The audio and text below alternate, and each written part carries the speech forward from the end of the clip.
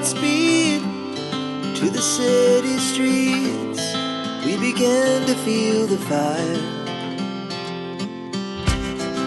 We rise like tall buildings as the chemicals they take us higher. 세계 최대 가상화폐 거래소가 북한에 의해서 또 털렸습니다. 똥물이 마시기에 적합하다고 하는 걸까요?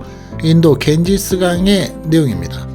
순금의 냄비로 끓인 라면에 대해서 먹방을 하는 중국 여성이 갑론을박에 쌓였습니다. 한국에서는 2030 세대의 감염이 증가하고 있는 것이 있습니다. 일본에서도 유행을 하고 있다는 이것이 무엇일까요? 이 내용을 들어보면 이 남편은 쫀쫀한 남편일까요? 원칙적인 남편일까요? 이런 모자를 쓰고 베트남에 갔다간 벌금과 입국 금지를 당할 수 있다라는 이 모자, 바로 월남전 참전용사 모자입니다. 반갑습니다. 2월 22일 주말 시간 토요일입니다. 오늘도 함께 해주신 여러분들께 대단히 감사드립니다.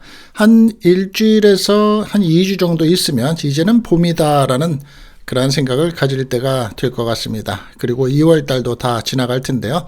짧은 2월달 여러분들의 경제적으로도 윤택하실 수 있는 남은 시간이 되시기를 바라겠습니다. 자, 오늘 영상도 끝까지 함께 해주시고요. 첫 번째 소식입니다. 세계 최대의 가상화폐 거래소가 결국은 북한의 해커들한테 또 털렸습니다. 북한의 해커들이 세계 최대 가상화폐 거래소 중에 한 곳인 바이비트를 해킹해서 2조 원대를 훔친 것으로 나타났습니다. 한국 돈으로요. 21일 블룸버그 통신에 따르면 가상화폐 거래소 바이비트가 해킹을 당해서 2조 1천억 원의 코인이 탈취당했다고 합니다. 블록업체 분석업체인 난센에 따르면 이날 바이비트에서 해킹당한 자금은 이더리움과 이더리움 파생 상품으로 이루어졌다고 합니다.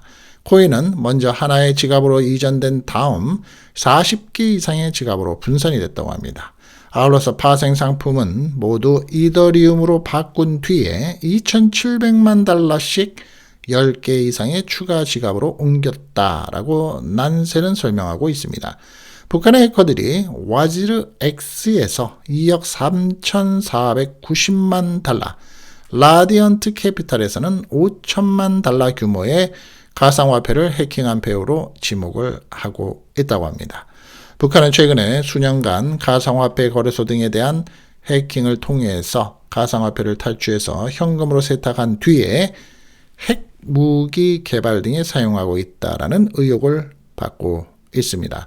한미일 3국은 지난달 공동성명을 내고 지난해 발생한 6억 6천만 달러, 한화로는 9,600억 원의 규모 암호화폐 탈취 사건을 북한 소행으로 공식 지목하기도 했다고 하는데요. 실력으로서는 전 세계의 탑이라고 하죠. 그런 가운데 그 훔친 돈으로 나라의 무기를 만들어낸다. 물론 개발을 박차했기 때문에 결과론적으로는 핵을 지금 가지고 있게는 됐습니다만 손해를 본 사람들은 어떻게 할까요? 인도를 여행해 보신 분들 계십니까? 저는 아직 안 가봤습니다. 그런데 앞으로 특별한 일이 아니라면 죽을 때까지 가고 싶은 생각은 별로 없습니다. 왜냐고 물으신다 그러면 전 세계 150개 나라 이상이 되는 나라 중에서 굳이 인도를 가겠다는 생각은 극히 들지 않고 있기 때문입니다. 그런데 인도를 가보시게 되면 또 TV나 여행 채널들을 보시게 되면 이 겐지스 강이라고 보시게 될 텐데요. 연기가 타오르고 화장을 하기 때문이죠. 물에서 들어가 목욕을 하고 또 신성한 기도를 하고 있고 그리고 그 물에서 또 배를 몰고 있고 또 그 물에서 목욕도 하고 세탁도 하고 그 물이 똥물이라고 합니다. 그런데 인도에서는 마시기에 적합하다라고 얘기를 하고 있다고 하네요. 겐지스 신화라는 게 있습니다. 겐지스 신화에 따르면 이 여신 강가는 겐지스 강의 물에 거주를 하면서 만지는 자를 보호하고 정화를 하며 하늘로 데려오기 위해서 하늘에서 내려왔다라고 한다고 합니다. 독실한 힌두교들은 매일 강을 방문해서 강가에 꽃과 음식을 바칩니다. 그들은 또한 그들의 죄를 씻고 정결하게 하기 위해서 물을 마시고 강에서 목욕을 하기도 하죠. 인도에서는 신선한 강이자 수백만 명의 순례자들이 목욕 의식을 행사하는 겐지스 강에서 심각한 수질 오염이 확인이 됐다고 합니다. 특히 현지 환경당국은 대규모 종교 축제인 마하쿰브 멜라 축제 기간 중에 겐지스 강의 대변 박테리아 수치가 위험 수준으로 치솟았다라고 지적을 하고 있습니다.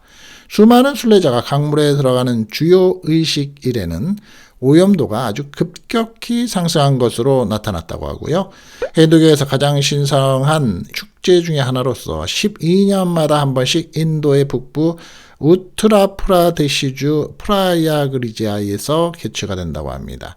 축제의 핵심 의식은 겐지스강, 야무나강, 사라스와티강 등의 합류점에서 성스러운 목욕이라고 합니다. 대변성 대장균은 인간과 온열 동물의 장내에서 자연적으로 존재하는 박테리아로 알려져 있다고 하는데요.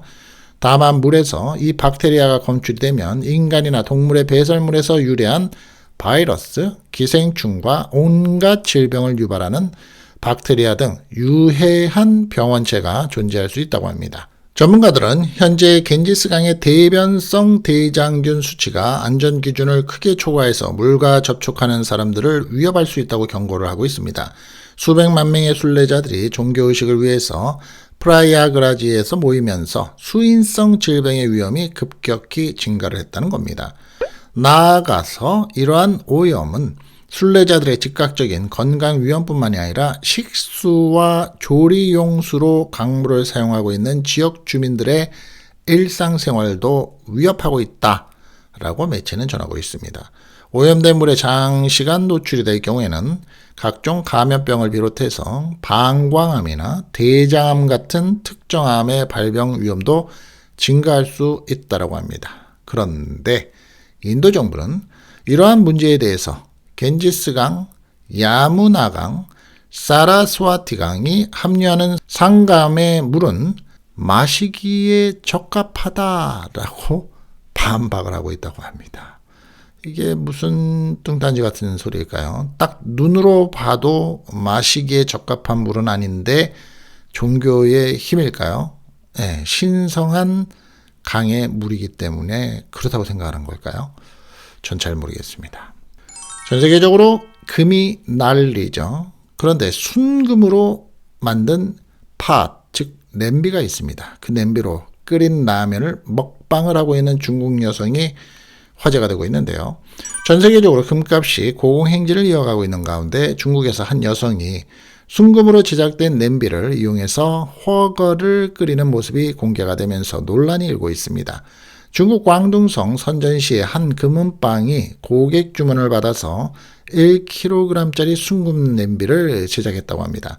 이 황금 냄비는 중국 현지 시세로서 약 70만 위안, 한국 돈으로는 1억 4천만 원, 달러로는 대략 10만 달러가 되는 거죠.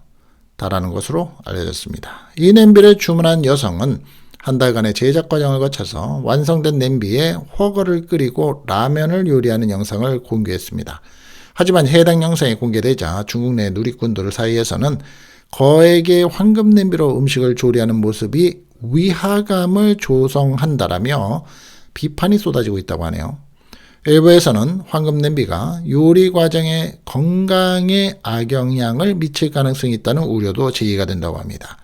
이 여성은 황금 냄비가 일반 냄비보다 물이 더 빨리 끓지만 음식의 맛이 변하는 것은 아니다라고 설명을 하고 있다고 합니다.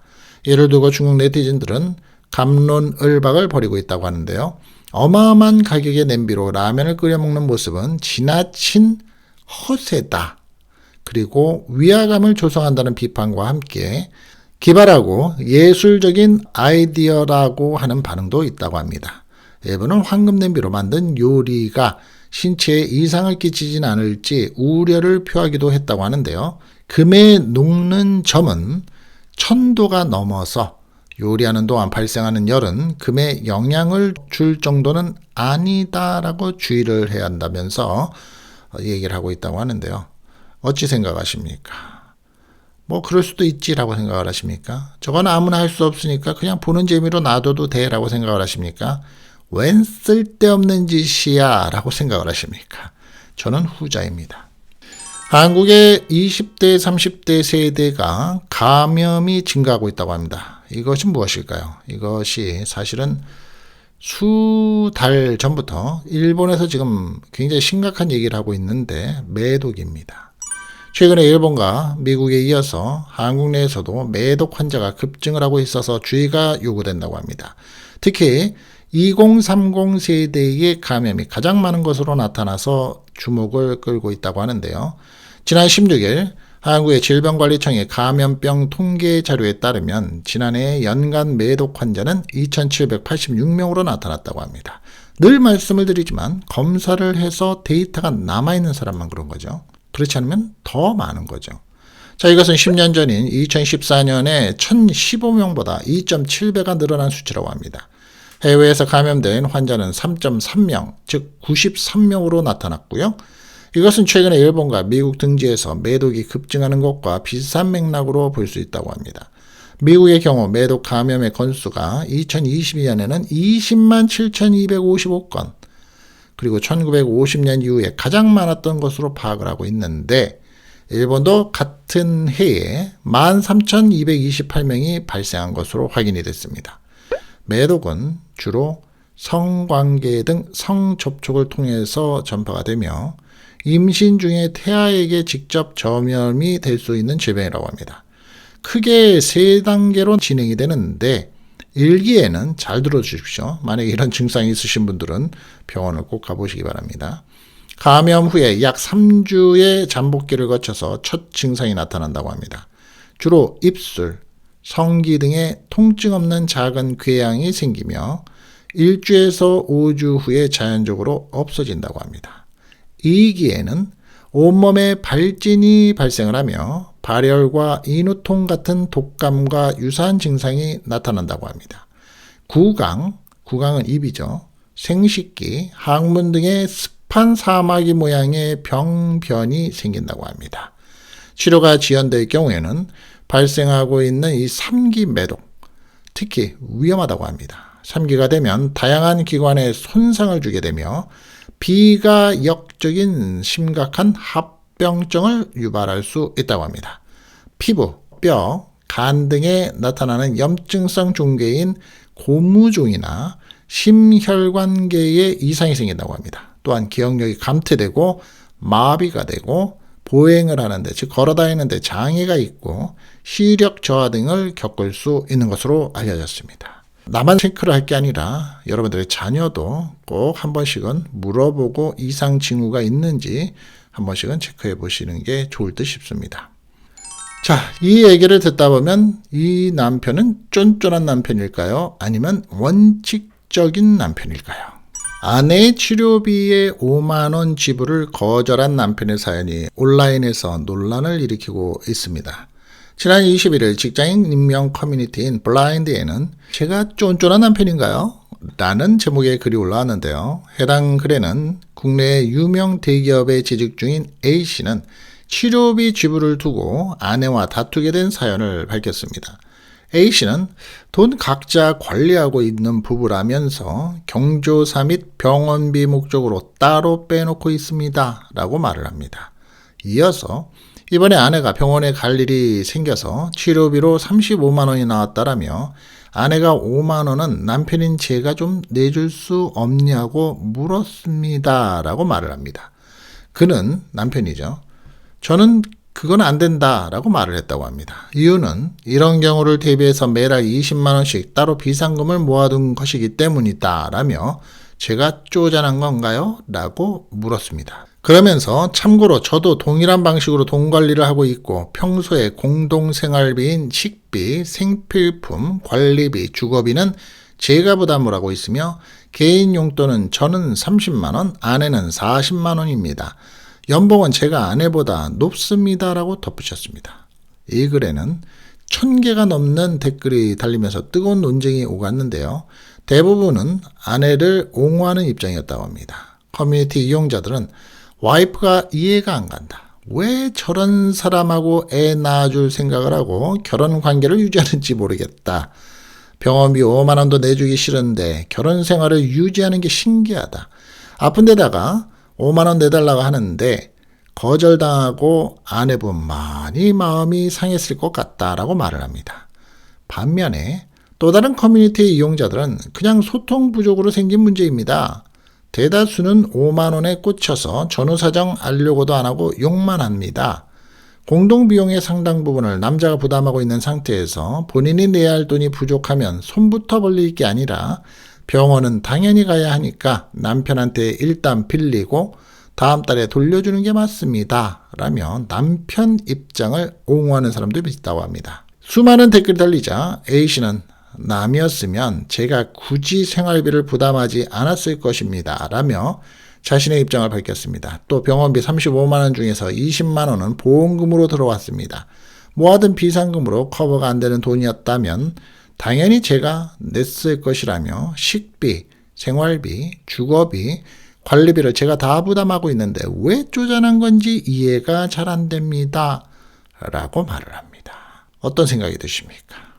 자, 생각 없이 문득 이런 모자를 쓰고 가면 베트남에서는 벌금과 함께 입국 금지가 될 거라고 합니다. 가만히 얘기를 들어보면 당연한 일인 것 같은데 라는 생각이 좀 드는데요. 여러분들도 상식적으로 알아두셔야 될 것 같습니다. 최근에 대한민국과 베트남 관계가 굉장히 돈독하죠.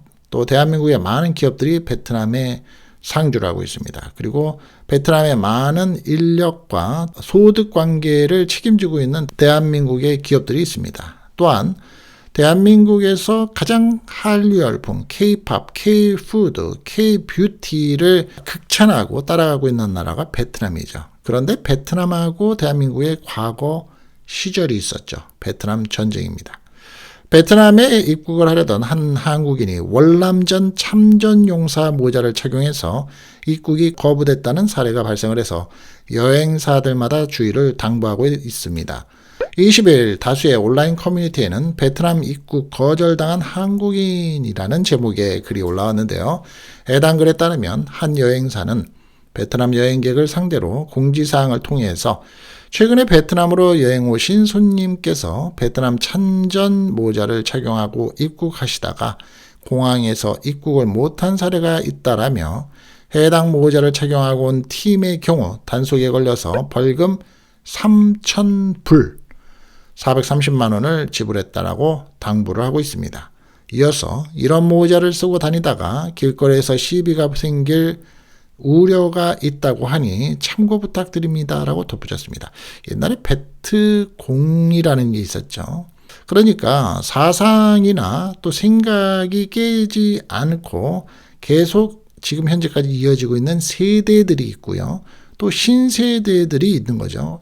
대한민국에서 일본의 우길기를 들고 다니면 좋아할 사람이 누가 있나요? 그렇죠? 해당 글에는 월남전 참전용사 라고 베트남 War Hero Korea라는 문구가 적힌 모자 사진도 함께 첨부를 했습니다. 월남전이라 불리는 베트남 전쟁은 베트남의 독립과 통일을 위해서 미국과 1955년부터 1975년까지 20년 동안 벌인 전쟁이었죠. 당시 한국군은 미군의 요청에 따라 32만 명의 병력을 파병한 바도 있습니다. 베트남에서는 한국군이 자신들의 내전에 끼어든 외국 세력일 뿐 한국군을 명예로운 인물로 평가하지는 않는다는 겁니다. 오히려 전쟁 중에 한국군이 저지른 잔혹행위에 분노를 아직까지 하고 있다는 겁니다. 앞서서 넷플릭스의 오징어 게임 시즌2에서 게임 참가자 강대호, 즉 강하늘 분 역할을 하고 있는 이 강대호가 아버지가 월남전 참전용사였다라고 말을 하자 다른 참가자인 박정배, 이서환인 역할을 하는 사람이죠. 아버님이 훌륭하시네라고 답한 장면을 두고 현지에서는 베트남전을 왜곡하고 있다는 반발이 나온 이유도 이 같은 맥락에서 나오는 겁니다. 베트남 문화부 영화국은 문제의 대사 논란을 검토한다고 입장을 내놓은 상태인데요.